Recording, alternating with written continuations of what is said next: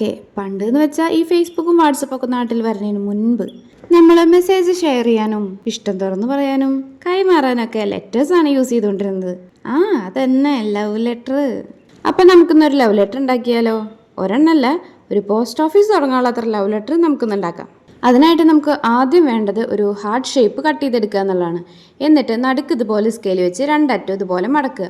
Perfect ആയിട്ട് കിട്ടാനായിട്ടാണ് നമ്മൾ scale വെച്ചിട്ട് ഇതുപോലെ മടക്കുന്നത്.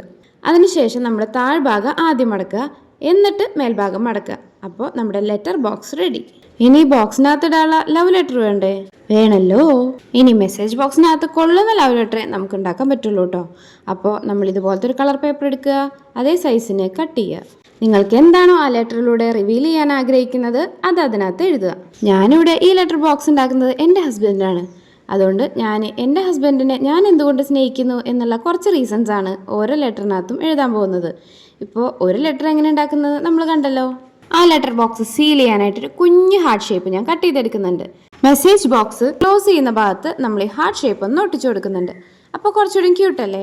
ക്യൂട്ടാണല്ലോ, ആകണമല്ലോ, എന്നാലല്ലേ ഇഷ്ടാവുള്ളൂ.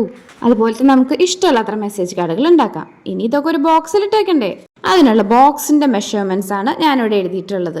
നമ്മൾ ഉണ്ടാക്കിയിട്ടുള്ള മെസ്സേജ് കാർഡിനെക്കാട്ടും ഒരു 1/2 സെന്റിമീറ്റർ കൂടുതൽ മെസ്സേജ് ബോക്സിന്റെ ബേസ് ഉണ്ടാക്കാനായിട്ട് നമ്മൾ എടുക്കുന്നുണ്ട്. ഇനി മെസ്സേജ് ബോക്സിന്റെ 4 സൈഡുകളും നമ്മൾ ഉണ്ടാക്കിയ മെസ്സേജ് കാർഡിന്റെ ഹൈറ്റിനെക്കാട്ടും ഒരു 1/2 സെന്റിമീറ്റർ കൂടുതൽ നമ്മൾ എടുക്കുന്നുണ്ട്.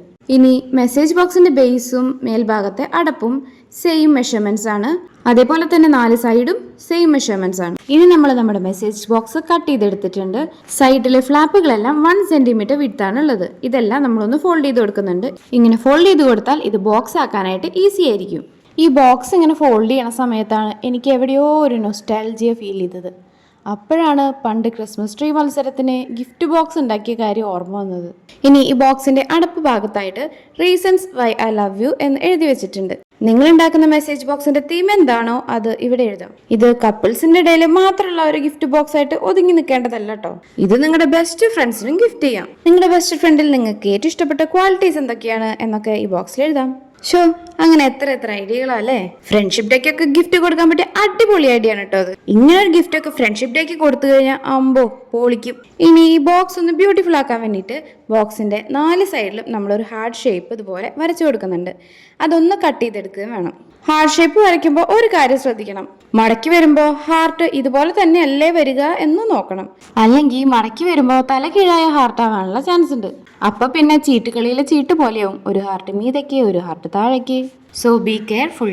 ഇനി ഫോൾഡ് ചെയ്ത് വെച്ചിട്ടുള്ള ഓരോ ഫ്ലാപ്പും മേട്ട് പശു തേക്കുക, ഒട്ടിക്കുക. അങ്ങനെ 4 ഫ്ലാപ്പ് ഒട്ടിക്കുമ്പോൾ ഇതൊരു ബോക്സ് ഷേപ്പായിട്ട് കിട്ടും. ഇനി നിങ്ങൾ വരച്ചതിലോ വെട്ടിയതിലോ എന്തെങ്കിലും അപാകത ഉണ്ടെങ്കിൽ ഇത് വേറെ എന്തെങ്കിലും ആയിട്ട് കിട്ടും. അതെന്തായിട്ട് വരുമെന്ന് ചോദിച്ചാൽ എനിക്കറിയില്ല. അതൊക്കെ നിങ്ങളുടെ ഭാഗ്യം പോലെ ഇരിക്കും. ഇനി ബോക്സ് ഉണ്ടാക്കി കഴിഞ്ഞിട്ട് മെസ്സേജ് കാർഡുകൾ ഇതിനകത്ത് വെച്ചിട്ട് ലാസ്റ്റത്തെ ഫൈനൽ ലുക്ക് ഉണ്ടല്ലോ ജിയാ മോനെ, പിന്നെ ചുറ്റുമുള്ളതൊന്നും കാണാൻ പറ്റൂല.